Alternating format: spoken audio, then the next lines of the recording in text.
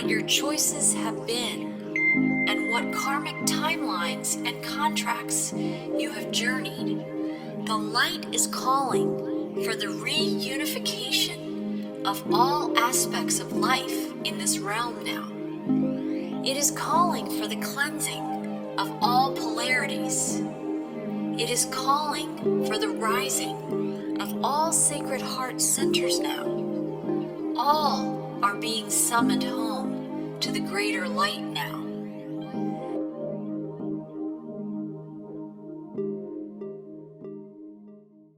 Hi, and welcome everyone to Whole Soul Mastery and Whole Soul School and Foundation's joint podcast today, where we are back again with Dr. Terry Cole-Whittaker to talk about her 8 steps to spiritual and earthly riches, and more specifically, step 4, which is all about your prosperity action plan. And I know many listeners are excited to tune in and learn more about this topic, myself included. My name is Marie Mohler, and I'm an author, intuitive, and messenger of the Rising Heroic Souls journey, as well as our journeys to Whole Soul Mastery. And I want to welcome you, Dr. Terry. Thank you so much for joining me today. Oh, my pleasure. It's so good to be with you, Marie, and all your friends and people out there. Hi, everybody. Right. We have some great people in this community that, there are new people to the channel always, because that's how it goes. People are always learning and growing and expanding, but we have a lot of people who've been listening. I started my blog anyway, Terry, in 2016. I've been publishing for a lot longer than that, yeah. And so we have a lot of people who've been here for a long time, and they're like the people who write in the comments, and they so appreciate our podcast together, Terry, and I'm so glad. Me too. I'm thrilled to be talking about these topics because everybody wants to know. So in the first 3, in this series anyway, we talked about step 1, 2, and 3, which is all about the asking, appreciating what you have, and being willing to have what you ask for, which was big. The being willing is really a big one. Clearing the obstacles, right? We talked about that. And now we're moving into a deeper level, I think, of taking action. And so we're going to talk all about a prosperity action plan. And I was read from just the first, your introduction in your article on your blog, which we can leave the link for people to go actually to read that later. But for everyone listening, I wanted to read this. You say, do the thing and the power is yours.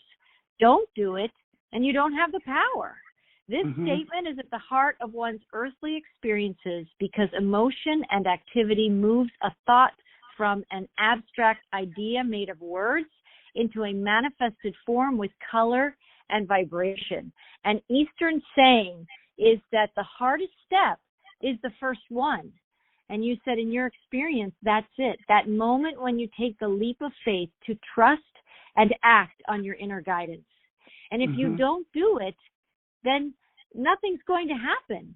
You can visualize and believe you can have a pie, but unless you or someone else makes the pie, all you have is the drawing or photo of a pie. And I'm going to read this one more thing. You quote Johann Wolfgang von Goethe, and you said this is a quote that inspires you many times. Many times. Many, right? Now we're going to talk about this. Until one is committed, there is hesitancy, the chance to draw back, always ineffectiveness. Concerning all acts of initiative and creation, there is one elementary truth, the ignorance of which kills countless ideas and splendid plans. That the moment one definitely commits to oneself, then providence moves too. All sorts of things occur to help one that would never otherwise have occurred. A whole stream of events issues from the decision, raising in one's favor all manner of unforeseen incidents, meetings, and material assistance which no man could have dreamed would have come his way. Whatever you can do or dream you can, begin it. Boldness has genius, power, and magic in it. Begin it now. Yep. Whoa. It's powerful. Amazing. Every step, every sentence, every word is so powerful. I'm a participator. because I realize I don't want to stand as a spectator and watch the parade go by. I want to be in it. I want to be in it. Because life is not a spectator sport. But most people think it is. They've got the TV, the game, the this, the that they're watching all the time, but they may never even move out of their chair. They don't have the experience. And this is an experience. And the more you're willing to be open and to face those fears. See, some fears are great because it's just saying, hey, you don't want to go in there. But basically, fears are not ever about the unknown. How could you be afraid of what you don't know? We're afraid of what we've seen in movies, we've read in books, people have told us what we've experienced, and we've had unlimited, what we would call past lives that are still there in your memory system. And you can dig those out if you're willing, but most people don't know that's available to them, and they're living from the memories, basically, and allowing those memories to create their future. So most people are creating their future from their past repetitively, because I hear people say, now visualize the world you want. Well, where are you going to get the ideas for the visualization? It's going to come from what you've seen, what you had, what you saw on a movie, or what you imagined, but it's all already happened. It's already happened for someone. So how do you actually tap into the reservoir of all that's really possible for each one of us? That's original, that's creative, that's fulfilling, that's enriching. It's like a couple of nights ago, Marie, you know, when we have these splendid, wonderful times that happen, all of that, I was overcome with so much love. And it was like, and I just milked it. You know, I'm just sitting there in my meditation, and all of a sudden, because I started thinking what I was grateful for. You remember the second step, appreciate what the love of my daughter, the love of my friends, the love of my student friends, the love of my sweet mate and partner, Michael, and everything I've ever done. And a lot of what I've done, people have stolen maybe, or a lot of what I've done, people have, cheated on this thing, and to say, oh, I shouldn't have given. No, they're the ones who lost, not me. Because when you're who you are, love has to have an object. That's why you can't love yourself in that sense. I don't have to love Terry. I don't have to, I have to honor Terry because I am love. So just like, because I remember years ago when I wanted to sing, and so I got my girlfriend, and I'm 11 or 12 years old. I'm already singing on TV at 11. And when I came home to tell my mother I was singing on TV, she didn't even know I could sing. I'm out doing it. I'm just doing it. And some people don't. But the thing is, if you don't do it, it's not going to happen. And when you really get that and you go, okay, what do I have to lose? Well, you can look stupid, you can fail, it doesn't happen, but you never fail because you're going to learn something, you're going to experience something. And we're very sensitive. We get our feelings hurt. But one of the most scary things for people is speaking in front of a group or singing, or any time you're making yourself vulnerable like that. But you have to take that fear, in a sense, and realize, basically, remember the old saying, it's false evidence appearing real, FEAR. And we let that fear then hold us back if you confront it. That means if you face it, there is no fear.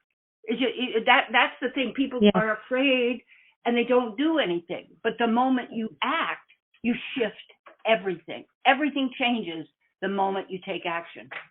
Do the thing and the power is yours. Think of electricity. You can have the electrical machine sitting there, but you don't plug it in. Well, okay, or you can, and the electrical outlet's there. So that's energy that's potential.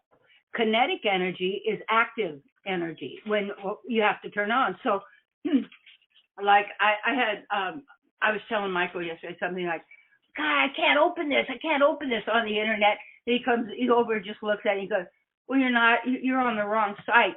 Oh yeah, right. We all know that feeling, right? Yeah. It's not working. You have to turn it on. Yeah, it's not turned on. That's how, like, plumbers make a lot of business, or any electric. So much of it is you just didn't plug it in. You didn't turn it on. You just look at it, and because you didn't look. Yeah, I don't. But do the right. Thing, yes.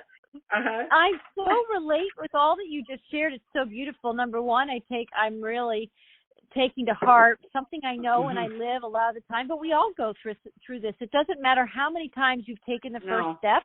There's always a new project that you need to take the next step. That's right. And that's right. So we don't want to be on the sidelines. We want to be in the game. We want to be participating in our own life.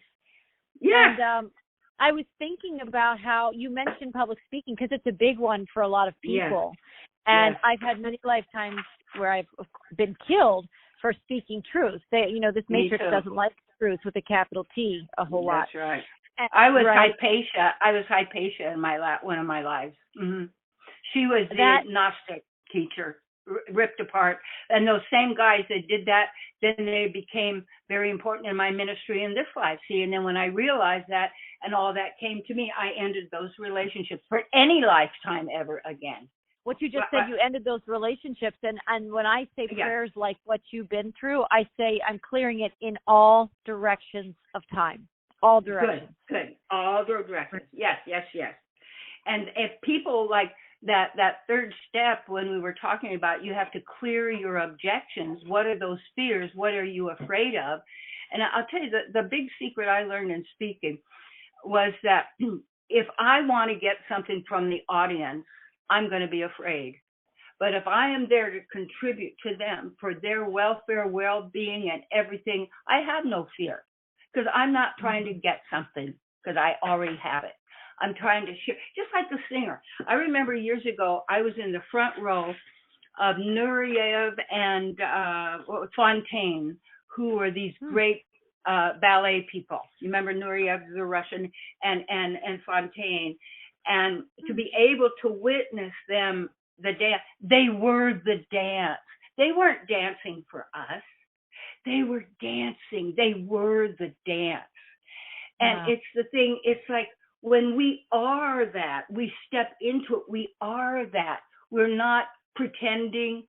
Just like people say, well, how do you act? How do you act humble? Like the people say, oh, I was so humbled by that. Yeah, right, sure. You wouldn't tell us that.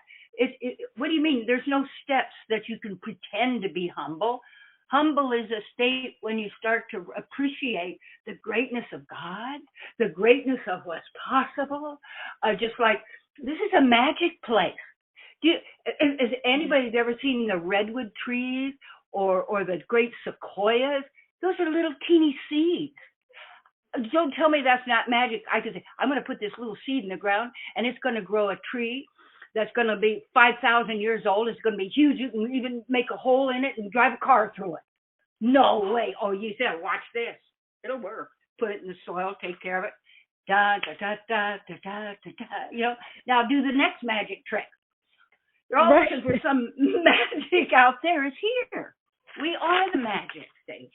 We're the ones who are actually conjuring up this relationship we have in this world, what's going on. We're the ones with the power that can conjure. The mind has no power. That has no life of its own. And when we get an idea, a person could make a universe out of it. And that's the problem. They'll take a thought or an idea or something that somebody said, it'll hurt their feelings. Then that mind brings out a big story and tells them you're not good enough and nobody loves you. And so we're the conjurers. We're the magic. It works through us. And it's a very feminine thing. It's something that the woman knows only because we're multitaskers because of the function. Of as you know, you have 3 children. Yeah, lots. Huh? Yeah, lots of kids. Lots of it. I'm multitasking what was that like? All day long, right? Oh my gosh. I know, and what a job. Remember, and remember when you were pregnant and you had the fear, what's it going to be like, and all of a sudden you get to the point and you go, your stomach's big, and you're going to go, it's going to come out. Oh my God, what am I going to do? And it did, and it was fine, but it was like, I know, we know this. And I love how you bring in the divine feminine, because and all of us have that inside us. That is part of why we're so unbalanced as a world, because we've been suppressing so much of the feminine, but she's the one who brings the life force and the guidance and is able to handle multiple creations. What's the job? It's a job description. It's a job description for the specific power, the point of generating more basically humanoids in this world. Absolutely. But the interesting thing about do the thing and the power is yours. In this, remember, I wrote 20 actions you could take to get what you want. I made a workbook years ago. It's really good, but brainstorming is really important. And when you go to say to people, well, what do you want to do? What action could you take? As anybody listening, what action could you take that would solve your problem or give you the money you need or handle the relationship and all that? Well, first, you'd always want to ask the divine within you that you are part of, not your higher self or lower self. You're the total self. And within you, who you are, you're connected. You're part of the divine. You are the divine. And when you ask in that sense to bring forth that or to have that, you open yourself to the opportunity. And then brainstorm, write down what are 20 things, ideas you have that would solve your problem. Most people will have 3, maybe 4, because they're limited to what they've known, what the experts say. And what I notice is so many so-called experts out there are telling you what you cannot do. They're always telling you what you cannot do, what's impossible, how many people are going to be affected with this. This is going to hurt your income. Then you're going to get this, and then you're going to get this. So everybody's, oh my God, what do I do? And one of my students, she was in school studying to be an art therapist. And the art teacher was telling them all, you're not going to make any money. There's no art out there. You're going to have to work at Walmart or whatever kind of other place they've got where they're all closing. So you better hurry. But telling you all the reasons it's not going to happen. Yeah. And what happens is, people believe all that, so they don't even do anything because they're already defeated. And she was sitting in the classroom when that teacher, here are the people wanting to have art as a therapeutic opportunity to help people, and the thing to telling you'll never get a job, there's nothing out there for you. And my friend, she raised her hand, she said, that's not true. The teacher never paid any attention to her again. Wow. Right. Yeah. And anybody who is like less strong of a spirit or didn't have a coach or a teacher or mentor, it's That's so right. easy for you to take because you're marginalized then. You're That's marginalized right. for a bigger belief system that they can handle. That's right. And they're telling you it's not possible. One of the things, remember, I think we said in one of the other, don't tell other people what you're going to do. I had this very good friend. He was a wonderful writer, very creative. He was considered a flower child back many, many years ago in the hippie kind of a thing. He was educated at Georgetown University. He was, he had all of that, but he was always waiting for someone to discover him. He was always thinking there would be someone there that was going to help him get out there. And the man's gone now, has passed away, but he never could fulfill his potential because he didn't know he had to do the work himself. He wrote the beautiful book, but he didn't get it out there because he's waiting for somebody to save him. And the problem is you've got people waiting for some outer savior. I remember I used, years before I was a minister and I was in church, I would visualize myself on television as a television minister. And I never told anyone because I remember when I was first licensed as a minister, I'd finished seminary, and I called, I thought was my best friend, Lynn. And she used to accompany me when I was a singer and performed, I did programs and things for women's clubs and that sort of thing, in singing and making a program. So anyway, I called her and I said, "Oh, hi, Lynn. I wanted you to know I'm a minister." She said, "Who do you think you are?" I went, I guess she's not my friend. I guess. What do you mean? I don't think I'm a big deal. It's my job. It's who I am. It's what I do. Right. It's your calling. It's my calling. Yeah. Yeah. So it's like people out there are so shut down because someone told them they couldn't sing. Anybody can sing. Oh, but I don't sing good enough. Good enough for who? You have to sing. It's who you are. See, what we get so used to letting other people dictate to us who we are, especially in authority. They're the ones you should ignore because they don't want you to be there. Right, because we want this inner authority where it's like we are enjoying ourselves. It's like what you talked about with the dance. They became the dance. And I think when you allow yourself to be a singer, you become the song. You are the instrument for that song. Yes. And you think about like Louis Armstrong. He didn't have a good voice. Great singer. Because he created a feeling. We're feeling beings. In the Vedas, it says our nature, our body is a feeling body. And so people have been taught to believe, well, in the spiritual, it's opposite from this. So if there's a form here, there's no form in spirit. That's not true. It's just, I've seen mine. So I talk from what I have experienced and what I know from my own experience. Yeah, we're a feeling being, and everything we do is for a feeling. So I would see myself on television, and I remember I picked up this little teeny book. I think it was 10 cents, and it was written by Ding Li Mei, and he was a Western man who took up Asian teaching, and he built the metaphysical place. Church and center in Joshua Tree, California, where they have a lot of seminars. And that was designed by Frank Lloyd Wright's son, this great place. And I found this little brochure, real small, for 10 cents. And it taught me how to visualize and feel. And I might have mentioned this before, but anyway, so I started practicing, and I found myself a place in the house. So I was going to be my meditation place, right in front, on the floor in front of the sofa.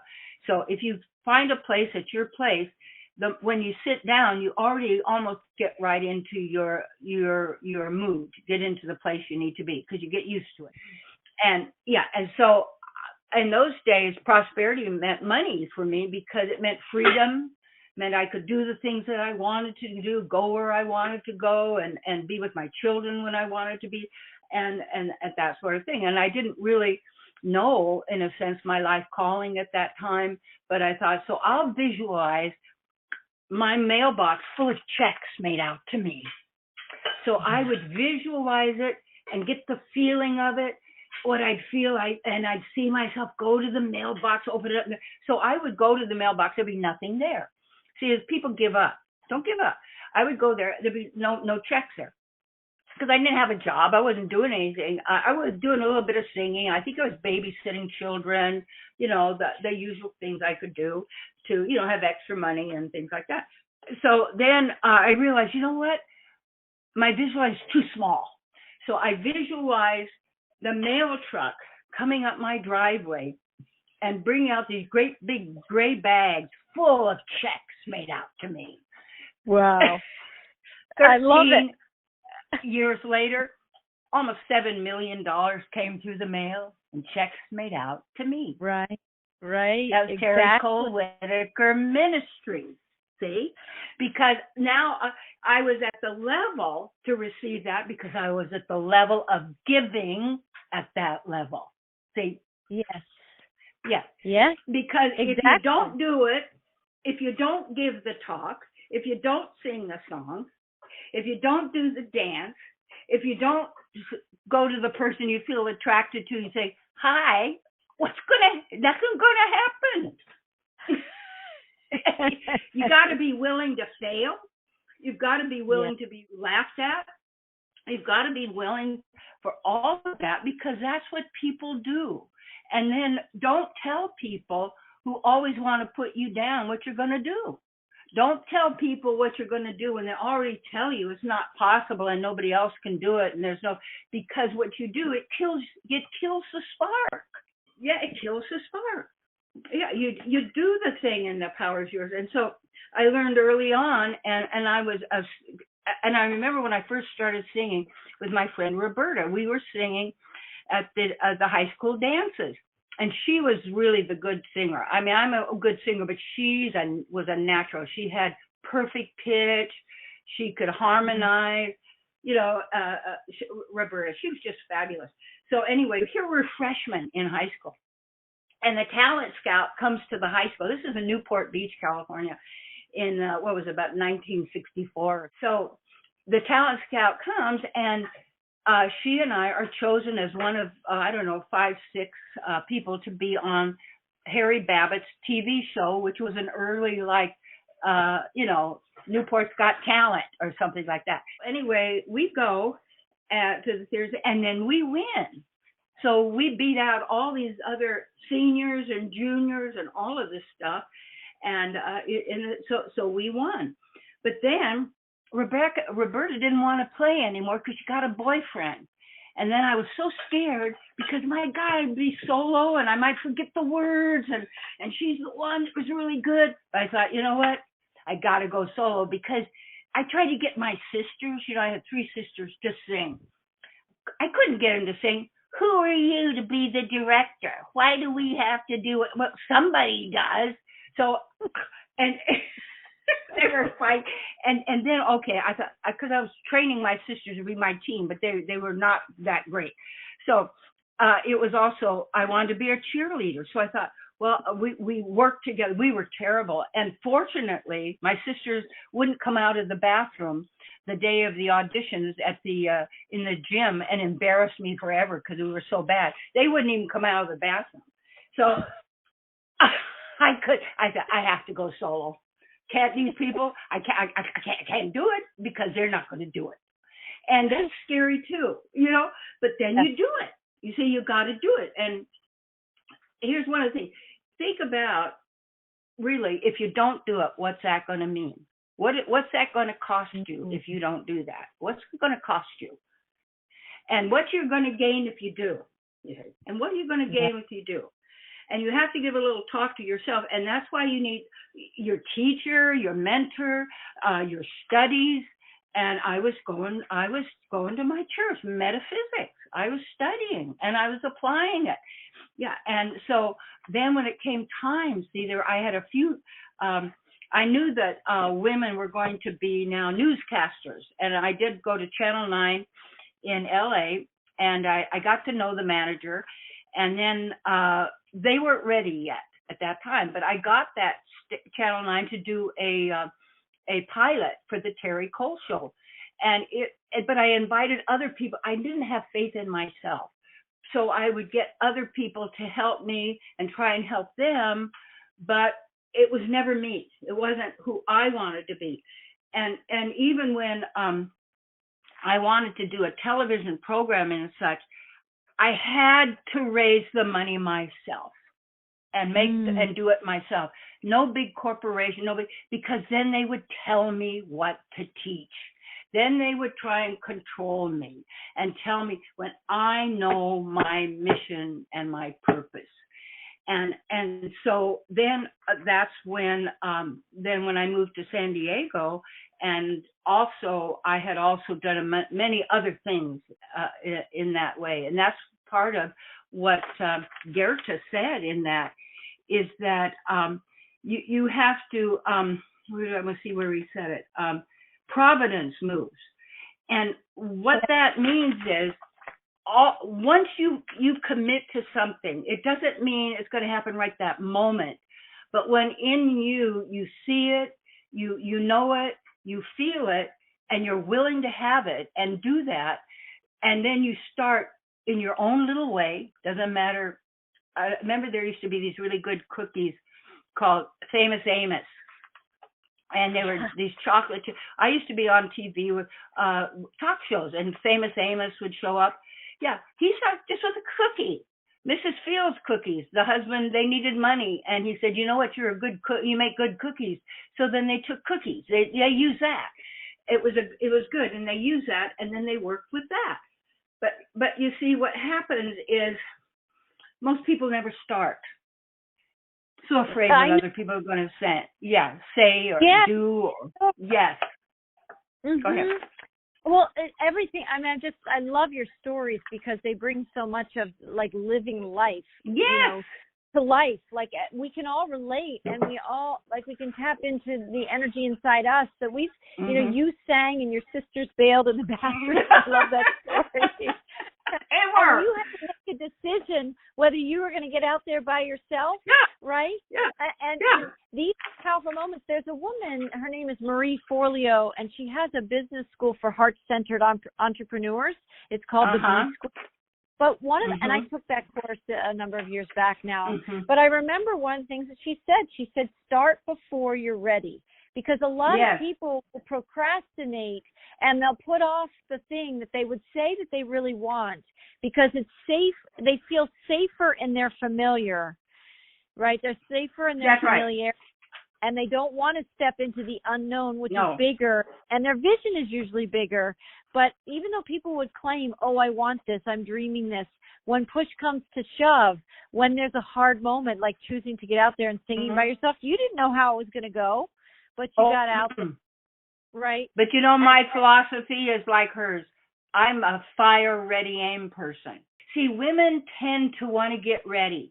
Like I got to get organized. I got to get my stuff in order. I got to get my clothes ready. They're always getting ready. Forget it. What I would do is, I remember when I got my first big job as conducting. I had a business I started called Success Plus.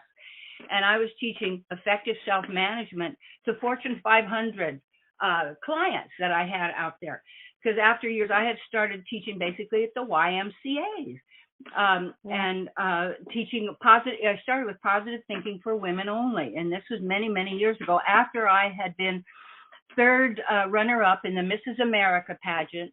And I was I had invented this pancake recipe. It was given to me by the divine, and when I saw the recipe came to me, I had lightning in my brain. I actually saw lightning, and I knew I was going to win beyond a shadow of a doubt because, you know, and I had entered the Mrs. America pageant because on one of my singing trips, I was down in La Jolla, San Diego, singing for the Women's Club, which later on became my church, was where I had it in the La Jolla Women's Club. It started. See, Providence moves. What I'm trying to say is this comes, different steps, things you meet, people you go, because once you're doing it, you set all these other things in motion that could never have happened any other way, and they were beyond anything you could have ever known what to do or tried to do, because, and I like this saying of remember that there are these old chariots you'd see in movies, like you'll see the chariot with two wheels, okay? Well, God's will moves after yours. That means if you don't have the confidence and the willingness to do it, why would God support you? Why would the divine say, "Oh, I'll help you do it," when you're not even helping yourself? It doesn't work that way. You have to start it. And when you get your will and you get your action moving and then you do it, the divine steps in and gives you the support. And this happens. You meet this person, that person. This event comes just by chance, blah, blah. And there's no chance. But this is it because you're in it. You got in it and you're doing it. And that's what carries you forward in doing these things. And I remember just in entering the Mrs. America, my husband at the time was just a mean person. But anyway, I'm grateful because it got me to go to church. And so I'm never unhappy about anything in my life because everything always turned out great for me because that's my attitude. Yes. And you cannot be defeated then. Nobody can knock you down, because you will learn from everything. And then everything you do leads to the next success. It's just the way it works. It works Right. that way. And it's not a mystery, but it's a mystery for a coward. And that coward is so afraid. What will people think? Well, they are going to criticize you. Don't think when you're doing all, everybody's going to love you. No. There's envy is very strong. Envy comes from people who don't have a relationship with the divine, with God within and source, because they don't know how they're going to do it. Well, I can't do it. It is the power within me that does it. And it's just like you have the desire and you're doing the action, you're in the game, you're doing that. And then when you do that and you keep at it and you keep improving on what you're doing and working with it, and you get back out there. And I always have gone way over my head to agree to do something. And that first job I was with one of the women that was in my positive thinking class. Her husband, they wanted me to do a night class, and then men could come. So then it became men and women. And then the one man that came, he had just gotten a big job as president of a big insurance company in Texas, and he wanted me to come do a training for his people, which I'd never done before. And I agreed to do it. I studied like a crazy person, just going and going and going. And when I got there to do it, of course, I never slept. It was a 3-day thing. I don't think I slept at all. And I was just a nervous wreck. But you do it because I know, and you do it. And when you do that, you learn from your mistakes, you learn from your successes, but you use it all, and it empowers you. Yes. Yes. I know. Yeah. It absolutely does. Yeah. And when I listened to you just sharing that story and all the things that you basically said yes. Like somebody out there who's a teacher, I think they even have a book, maybe it's titled, but I think it's called The Energy of Yes. I mean, it's the energy of yes. It's like saying yes. Someone did an experiment. I can't remember who that was, where instead of saying no, and we all have to make our own choices, because sometimes we need to say no to things. Absolutely. But it's an interesting concept of the free-flowing feminine energy of saying yes. It's in the allowing. And sometimes we do say a courageous yes when our knees might be knocking, we might be sweating just thinking about it. But you get out there and you do it, and you had this. You also said in your article that persistence builds your strength. Yes. You yes, get it does. stronger as you keep taking the steps, right? That's right. That's just right. It's like a muscle. The muscle gets strong by using it. And it's almost like, I remember when I first started learning some of this stuff, and I would every day get the astrology reading out of the Los Angeles Times, okay? And I would read it, and it says, but of course I wasn't doing anything. I would read it, and I go, oh, that's great, but I wasn't doing anything with it. I wasn't using it. And I was thinking somehow this little it was going to do, it doesn't do it for you. You have to go do it. And that doing is the fun part. And when you look at life as a grand adventure, that's why I call my work, my nonprofit, Adventures in Enlightenment. Life is this is an adventure. And here's the key, everyone, sweet, precious souls. You are life. Life doesn't happen to you. You are eternity. You cannot die. There's no possibility of it, because you are life and you are eternity. You know what's in your heart. And you know what you care about, how you really want to make a difference, what you really want to give. And when you shift things from just, I'm doing this to get glorification for myself, to I'm doing this, whether it's singing a song or mentoring someone, or your teachings, whatever it may be, you're doing this for them, so that they can be all that they are. And to empower them, you have to also give up envy. And many people you have to be careful of, because they envy you. And they don't want you to be happy, and they don't want you to prosper because they're competing with you. And if you look at how many people, that's why you don't want to brag too much about what you're doing, because they'll hate you. How come you and those same sisters that I couldn't get them to do anything, like that? Yeah. How come Terry Nan gets to do everything? There's always whining. How come Terry Nan gets to do this? How come Terry Nan? Well, because I'm doing it. You could have done it too, but you didn't. I did. Because, what are you complaining about? It's not my fault. So that would make then me shut myself down. My whole life I've had to deal with people wanting to shut me down. Oh my God. When my ministry got really big in San Diego, and I write about this in my book, which they can get, is Dare to Be Great. I forget to tell people about there are great stories in Dare to Be Great. Just order it off of Amazon or whatever. Right?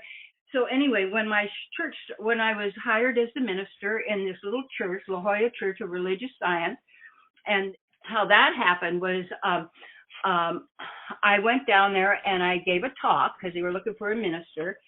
And then when I got back and I was back home again, my friend who was a minister called and said, well, do you want me to let them know you want that church, or do you want to go to that church? And I said, I'm not making it up. I want God to tell me, because I'm tired of making up what I'm going to do. I want God to tell me.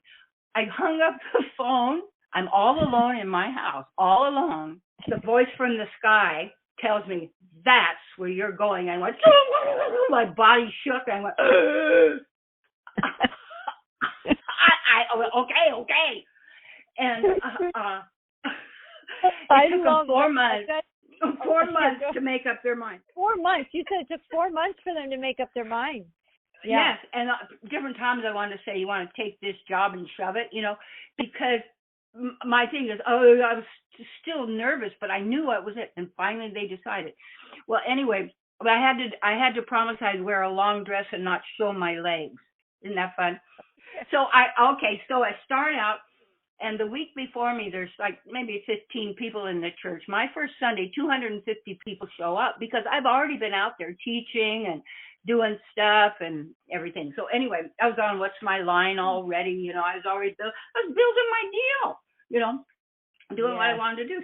So anyway, it gets up to like within just a few months, 700 people every Sunday. So then the board president guy calls me into his office and to tell me nothing was happening in church before me. There was nothing. Tells me they have a committee together to find a new minister. See, because they want to control the money. They want to control, they want to give me a car, give me my rent. So not money, but anything they could do to control me.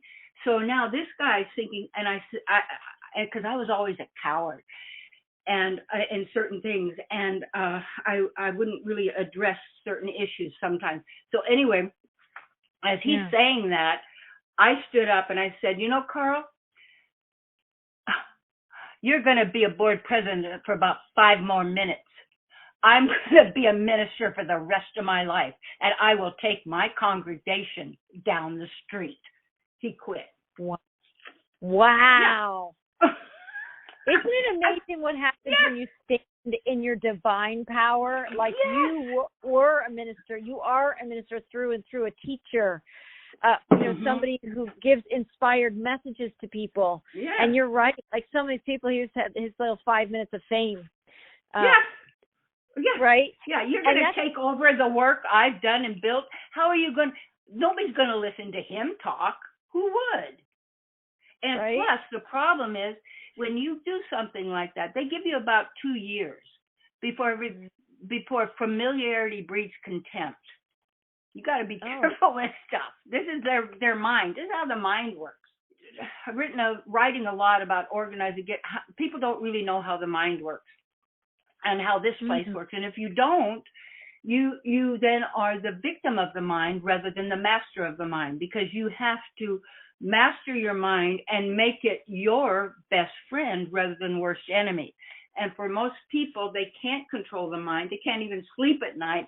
And all of the nasty things it brings up, that it just paralyzes people. most people can't control their mind, and I do think our world, there's a lot of people with sleep issues, sleep disturbances, anxiety, depression, and a lot of this stuff is that people don't understand the mechanics, like the building blocks of adventures and enlightenment, which is our words, it's our thoughts, it's our feelings. But they're not our thoughts. That's the only thing people don't realize. Those thoughts are programmed into us from when they put you in preschool. You don't want to go to preschool. That's pre-programming, please. Right. You know, it's all of this. Why is everything memes out there? Why is it all broadcast? Because it's casting. It's spell casting. Spelling is spell casting. It's words.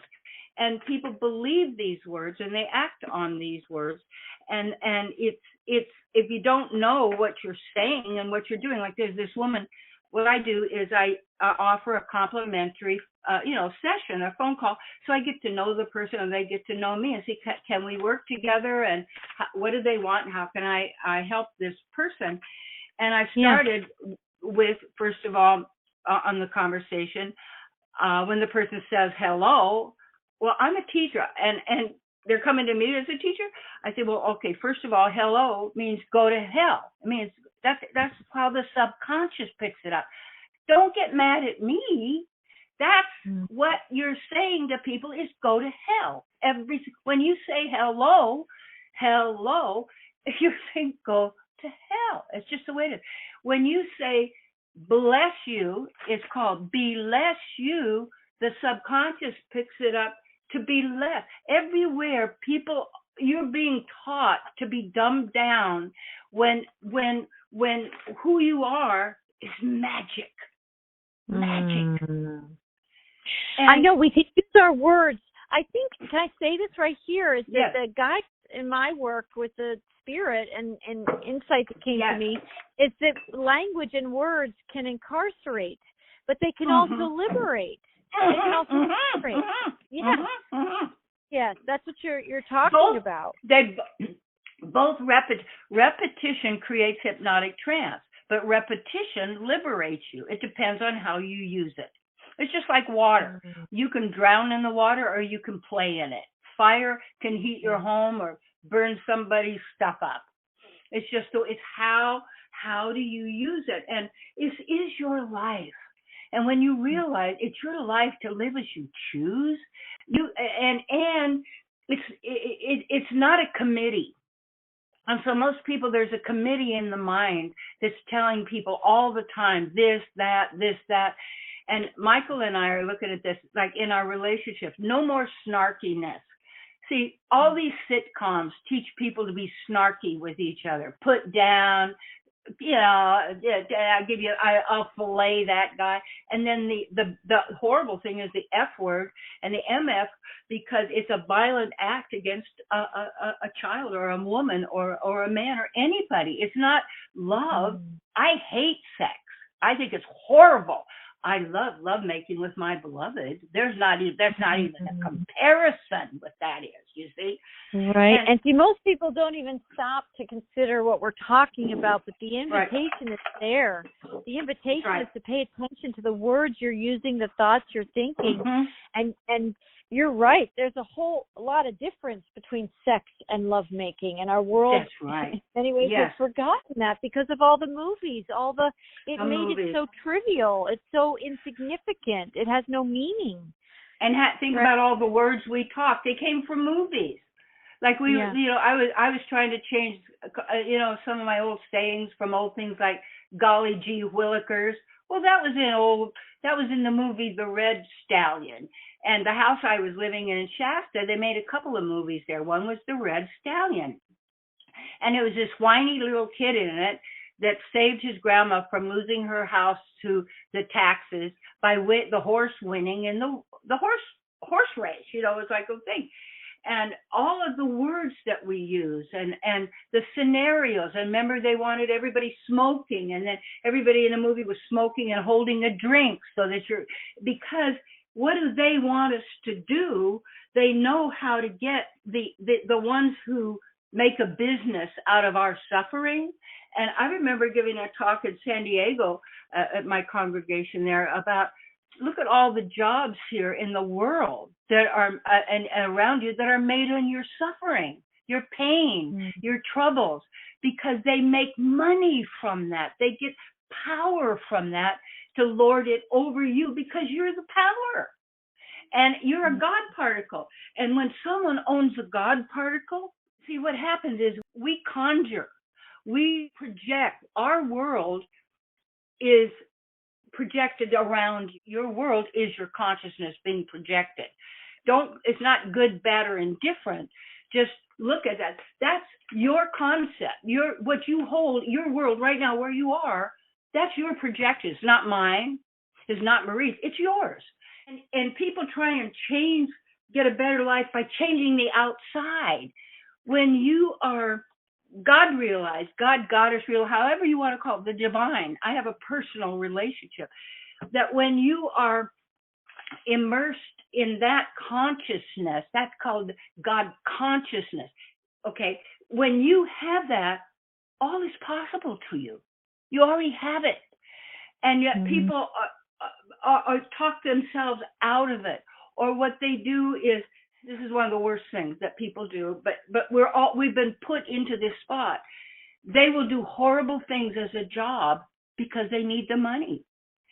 And people know that something a human would never do, but I need the money because you're the life force here. There isn't any other power greater than the one you have.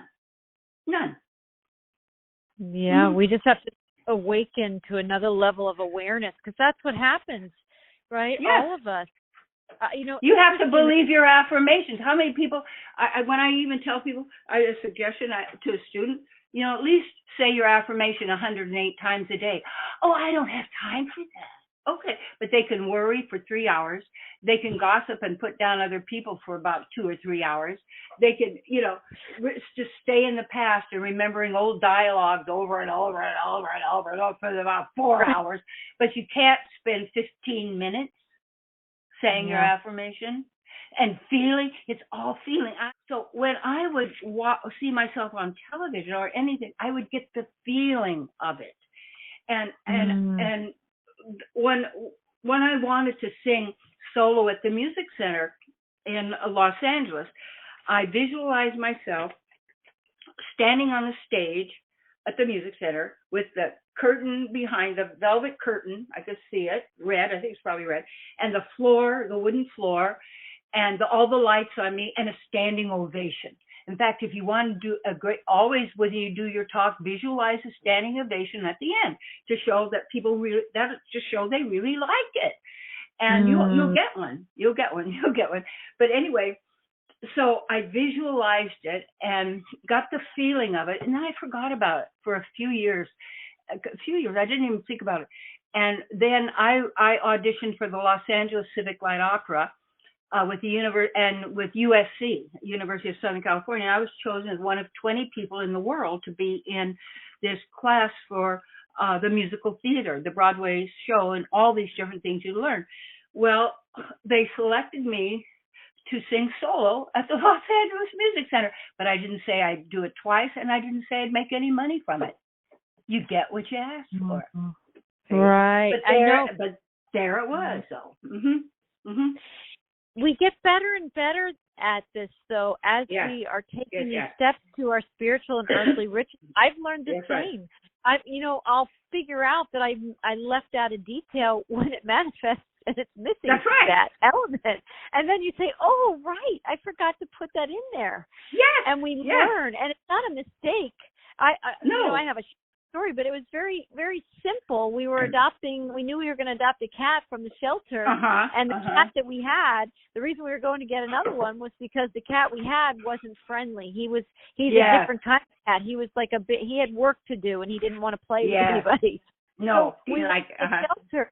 And our vision was for my kids was that we would find a cat that loved to be held and petted and all the things. Well, we did. My kids picked out this beautiful orange tabby cat kitten. He was so sweet, so cute. And you know what? When we brought him home, because they do all that neutering, which the poor guy was so little, I don't even know how they need like microscopic lenses to do it. Well, when he came home sick, he came home. So he was the most, and he's still here, the most loving being, even when he was he almost died. But you know what he did with his last little bits of energy? He would purse love for us. He didn't have any energy to eat or do anything else when he came home. Yes. But he purred, and he gave us his love. And so it taught me so many things. He was the match to what my kids and my family wanted. But I forgot to write it. He comes home healthy. Healthy, yes. And happy. And happy, yes. I was sitting with one of my girlfriends. We were used to be in La Jolla, down in the shores. It was a little community place where everybody have a drink or they could eat food or whatever. And so my girlfriend and I were sitting there, and I said, you know what? Let's say the next time the door opens, a big hunk will walk through. And it did. It was a German Shepherd. We didn't say a man. We didn't say a guy. So, he was a big hunk, all right. It was a German Shepherd. What's he doing in the restaurant? Because we called him. Because you did call him. We called him. And this is what I have experiences of, and you do too, and all of our listeners, many people listening will know this, and some people bouncing into this podcast will be, at least be open to giving this a try, because when it's you fun. do, it's fun. Oh my God, yes. And you get to see God's given you like a paintbrush or a pen. You get to paint the whole thing that you want your life to feel like.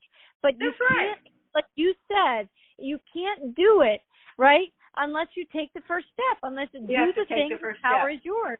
And don't do my first time, as years and years ago, when someone gave me a tarot card reading. I'd never had one before. The first card I ever drew, guess what? The Fool. That's me on either side. I've done stupid, dumb things. I've done brilliant things. But, in all of it, it's like you showed up. You know what? You got to show up at the table. I tell you, it reminds me, when you just talked about the Fool, I podcast with another friend of mine named Dr. Paul Panzica. He's wonderful. And we talked about, in a podcast recently, we talked about Hypatia. I think in the same podcast, he talked about the Fool. And he talked about the Fool was the only one in like the king's kingdom that could poke fun at the stupid things the king might be doing and get away with it, right? That's the Fool actually knows the truth, knew the truth. That's right. Yeah. And so that no Fool wonder is the one taking the leap of, Fool is taking the leap of courage, that that leap of faith. And here's the thing. If you want to manifest, when you want to manifest, and you have to, your affirmation, what you have to accept and have faith beyond a shadow of a doubt, And people don't realize it, because doubt is the killer of dreams. Doubt is the killer of everything, because when the mind starts to take up, and I remember I used to be a maniac, basically, because I had an uncontrolled mind. And I would go berserk at times, I would just, it was the way it was, because I had no real control, even knowing why, because psychology out there, what they teach you is never going to teach you how the mind works and how the world works. Not at all. It's going to tell you this disease, that disease, this disease, that disease, and all of the kind of stuff. And most of that's not even true at all. It's just. And I'll tell you, remember, I think I told you one time how I levitated off this temple in Chichen Itza, and it was close to there, but it was a goddess temple. And as I was at the top, and as I tripped, and I was going head first down, I would have been gone in this body. And I said, no, and I jumped up in the air as fast as I could, and I went into suspended animation. Well, you know what dawned on me? I'm on top of a temple. Those temples are energy centers. That's probably why I could even do it. And time altered, and I was able because I said no. I went up immediately, and and I go tick tick tick tick in a suspended animation, and I was able to get my right foot down on the next step below, and it really kind of like hit that was always, I used to beat up my feminine, that was a masculine side. I used to beat up that side and then make the female side all weak and hopeless and, so, because it's always going to express, your consciousness is going to express in every single area of your life. And your patterns are going to express. When you start noticing any pattern, it's going to work in every single area of your life. Once you notice it, you can change it. When they say you can't teach an old dog new tricks, we're not dogs. You can learn in a moment and change your life. Instantly. Yes. Instantly. Yes. Yeah. I have had that experience and continue every day to have that experience. I know you do. We're the creators. You're so wonderful. You're so wonderful, Maria. And I think all your students are so lucky to have you and your love, and you're so honest, so real, so truthful, so there. Oh, yeah. Oh, yeah. It's wonderful. It's just delight. It's resonance. We have such resonance, and I know the people listening who will enjoy this conversation, they resonate at this level too. Yes. Absolutely. Can I ask you one more question before we close? I love where you share that doubt is the killer of dreams, which is, it's like, like you said, the positive, negative. We don't have to judge it, but that's the sort of lower vibe feeling. What's positive? If we flip that doubt, I know, because I know how doubt kills dreams. I've experienced it. I see people living in that consciousness. Is it fake? If doubt kills dreams, what flips it into like ecstasy and bliss? Okay. Ecstasy and bliss comes from being now completely. Being when you chant or more, because I chant. Yeah, I have certain mantras that I chant. Okay, now to actually listen and actually be in your heart and go deep and be completely present in the moment of now, and you enter a different world. Wow. Like the other night, I was so much love. And that was very similar to when my Kundalini opened. I was a keynote speaker for the National Speakers Association. It was in Phoenix. And they were having this, I think it was at the Hilton Hotel. And I was like really needed a massage. So I booked it with this woman. And I was on the table and she said, your spiritual energy is blocked right at your neck. I said, really? I said, well, let's open it. So we prayed to Jesus. And what happened, the energy shot out from my neck out through the top of my head. And so I'm walking around this conference. I don't even know how my talk was or anything, but I'm in a bubble of love. Just so much. And when we stop criticizing others and stop criticizing ourselves and stop waiting it to come from somebody or something out there or the next minute or right where you are. People knew how to do this. This is what I teach or how I work it with it. When they do this, they are there. You are in the divine. You are the divine. And you feel it and you are it. And just like you are the dance. You are who you are. This is who you are. You're not letting the mind trick you. You transform the mind so that you're not don't need to think in those times. You feel. And people are afraid of their feelings. And when people are afraid of their feelings, they're afraid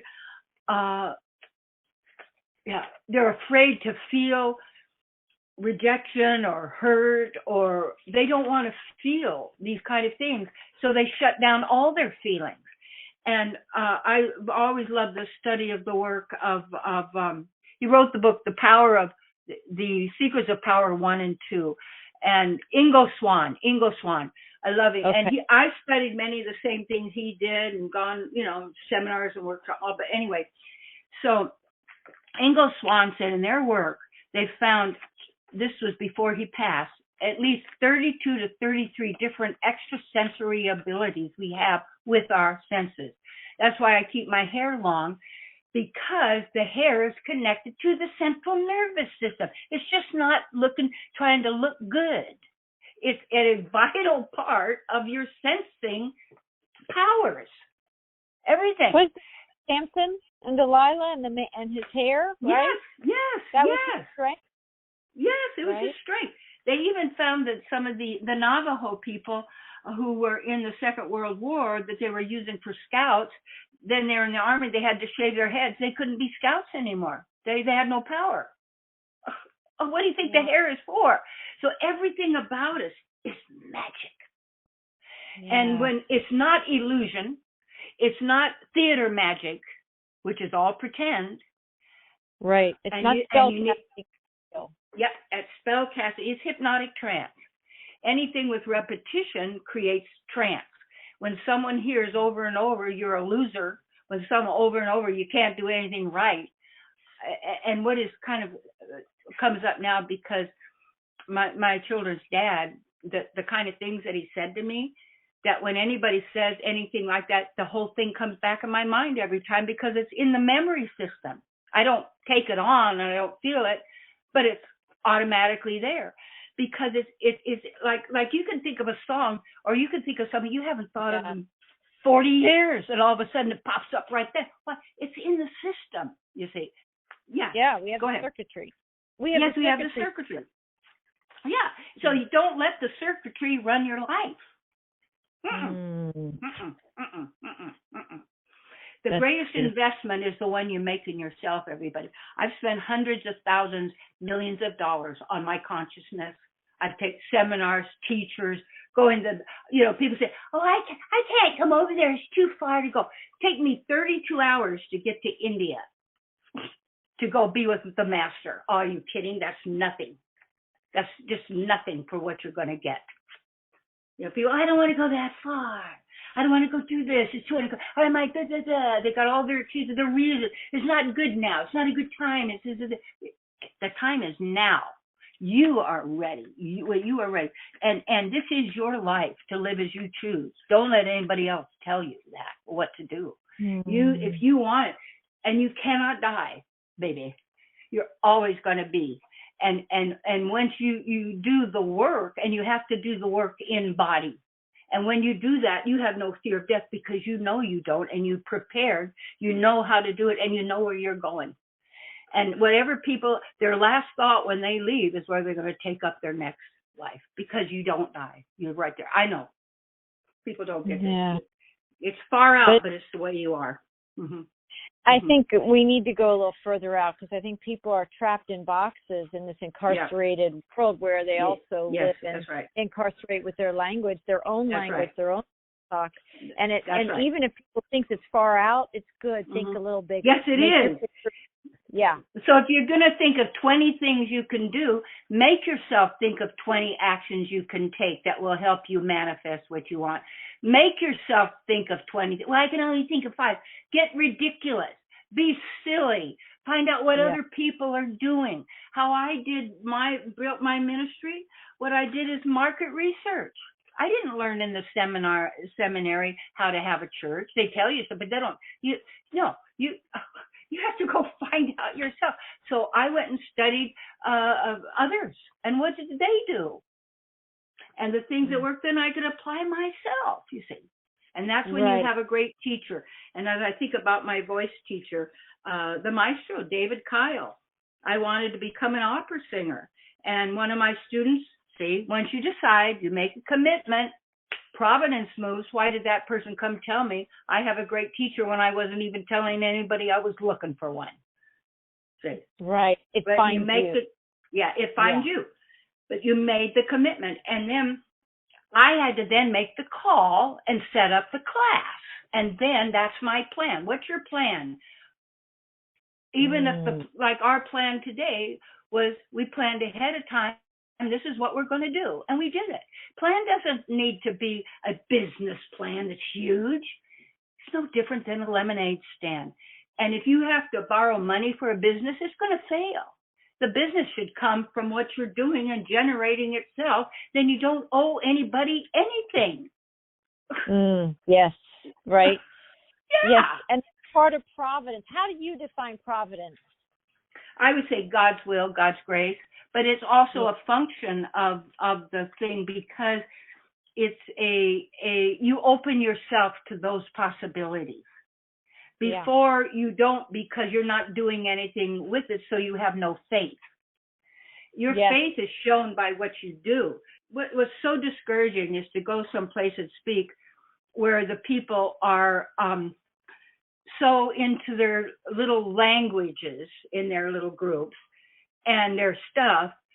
They even tell people that bless you, that everybody wants to say. People don't want to give that up. How could you say that? But what are you saying? Bless you. I don't let people bless me. Back off.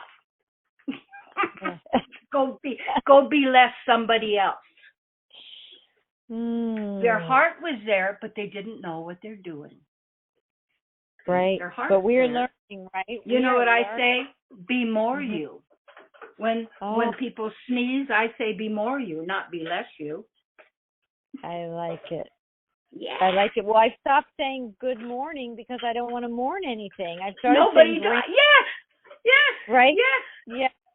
Grand Rising. And it's like what you said about the lovemaking and sex, but there's so many things in our world and our language that we've been, taught from the time we were in school to use these words. Now we have to use them differently or stop using some of them altogether. Yes, and make them up.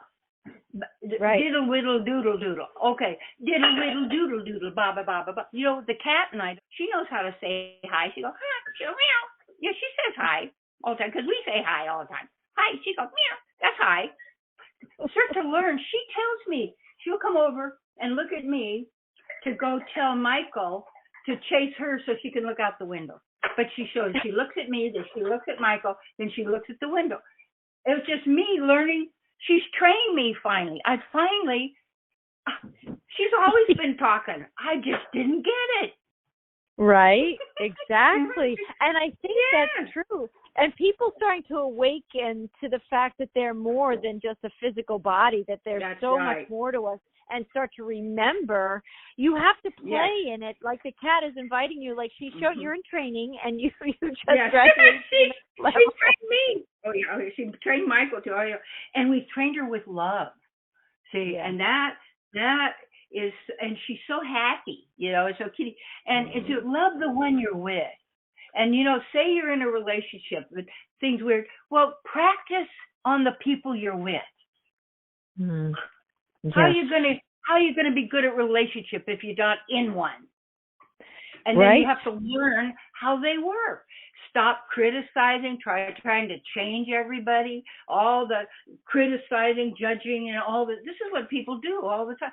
In fact, I haven't written anything for Substack for a long, long time, maybe 3 months, because I'm working on the right thing to actually put out to people what I really offer because that's one of the hardest things, because what you and I offer is beyond words. Words are there, we need to use them, but they're beyond the words. But the words, like as you said before, this is what we use, and I'm glad because I study, I find I really just enjoy so much Vedic knowledge. It so fills my heart, and just I'm in that world, and you can be in any world you want, because we are. Each of us has our own world, and my plan now is to take over the world, and like Pinky and the Brain. What are you doing? I'm taking over the world. I'm taking over my world. And most of us were so busy trying to take over somebody else's world and tell them how they should live their world, that if we use that same amount of time to focus on our work, our life, how we want to be, what we want to know, what we want to experience, look at what you could accomplish, because you're not busy. You've got blinders on instead of looking at what everybody else is doing, judging the neighbors and the relationships and the relatives and the so-called paid celebrities out there telling you how to live your life. Are you serious?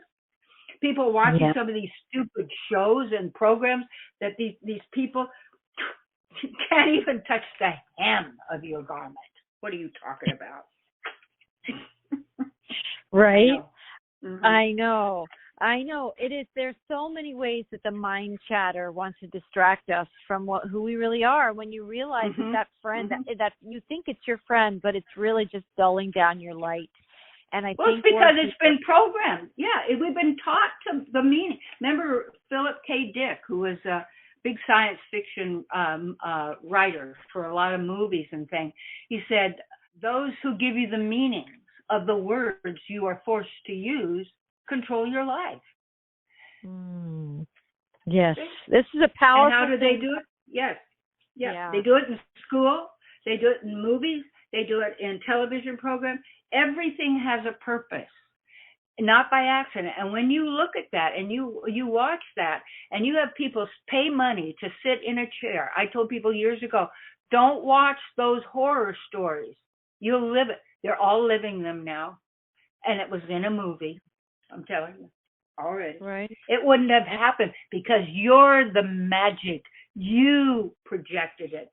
You're the one who conjured it up and gave it life because you believed it. And it's just a bunch of words. Period.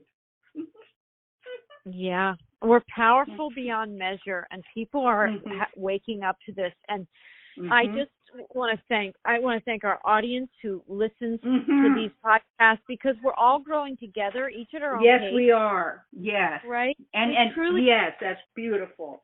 And people want this prosperity. A lot of people are in serious scarcity consciousness right now. A lot of people's lives are very hard. They're programming people for this. They're programming, and it's being lied about. Don't let anybody take you down. Nope. Exactly. And the best feeling, like what you said, I love that. Yes. Strength comes through the persistence. And it's true. When you don't let something else, engage your feelings and thoughts to give power to the negative things you don't want.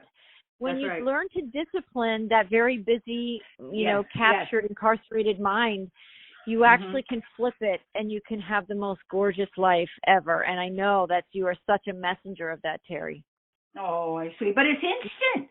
It isn't. Yeah. We have to wait for years. The moment you shift from looking out there to get something to being right here, I was just talking to one of my students this morning, and it was like, I just feel so good. I used to be so afraid to be alone. I don't have that anymore. I feel so happy and so good. Yes, because you're never alone. Right. And you can be in that bubble of love you said that you felt. That's right? Yes. That's what this is, the power of now, right. of like being inside yourself and being totally present. That's it's right. such a gift. And people, if they can find that place inside themselves, it's a good place to then, after you're breathing in that for a little bit, a few minutes, you can also move to a prosperity action plan from that good place. You can then get out a notebook afterwards and write down 20 things that you can actually take action to live the life or the experience you want. Yeah. Oh, wonderful. Oh, my sweet. Well, I just love you, Marie. I love you so much because it's just you're such a kindred soul. I just find just who you are and the way your intelligence is and your love and what you've been through and what you've done and all of that. You're just such a rich reservoir, and you bring out the best in me, you see. And you bring, I'm sure, the best in the other people that you're working with. This is what's important. We both know this is what's important. I do. I feel the same. I mean, you have lived your spark this whole time, from when you were 11 singing in school and all the stories you shared with us. But it is amazing that your spark has not dimmed. It may have been challenged many times, but it's still strong. Your spark is still really. I'm getting better. I am better off now than I've ever been in my. When people say, "How are you?" I said, better or feel greater than any time I've ever been in the time game. Oh, absolutely. Right. Some people are aging, and did you say this before? You're youthing.